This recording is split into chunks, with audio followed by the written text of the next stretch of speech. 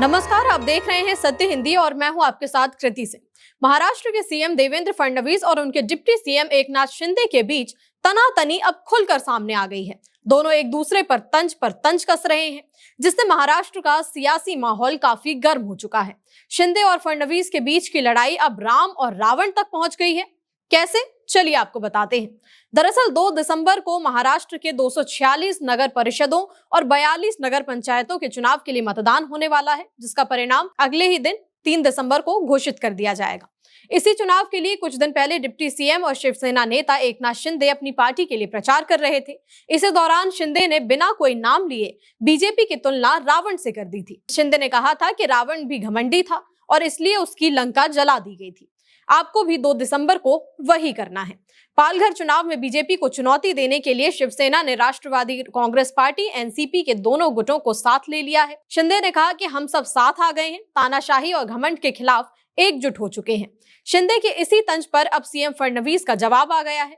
फडणवीस पालघर जिले में नगर परिषद और नगर पंचायत चुनावों के लिए चल रही एक प्रचार रैली के दौरान दहाड़ू में बीजेपी कार्यकर्ताओं को संबोधित कर रहे थे। इस दौरान फडणवीस ने भी बिना नाम लिए शिंदे पर निशाना साधा और कहा कि जो लोग हमारे बारे में गलत बोलते हैं उन्हें नजरअंदाज करो। वो कहें कि हमारी लंका जला देंगे, अरे हम लंका में रहते ही नहीं हैं, हम राम के भक्त हैं, रावण के नहीं। चुनाव के समय ऐसी बातें होती रहती हैं, दिल पर मत लो। उन्होंने आगे कहा कि हम ही हैं जो जय श्री राम का नारा लगाते हैं। कल ही हमने अयोध्या में राम मंदिर में धर्म ध्वज फहराया है। हमारी पार्टी राम को पूजने वाली पार्टी है, लंका तो हम जला देंगे। मीडिया रिपोर्ट्स के मुताबिक फडणवीस और शिंदे के बीच तनातनी तब से बढ़ रही है जब बीजेपी ने डोंबिवली कल्याण में शिवसेना के कुछ पूर्व नगर सेवकों को पार्टी में शामिल कर लिया था। ये लोग शिंदे के बेटे श्रीकांत के करीबी माने जाते हैं।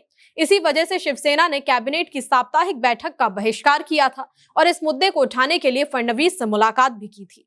मुख्यमंत्री फडणवीस ने कहा था कि बीजेपी तो वही कर रही है जो शिवसेना ने किया था, क्योंकि शिवसेना ने भी उल्हासनगर में बीजेपी के कार्यकर्ताओं को अपनी पार्टी में शामिल किया था।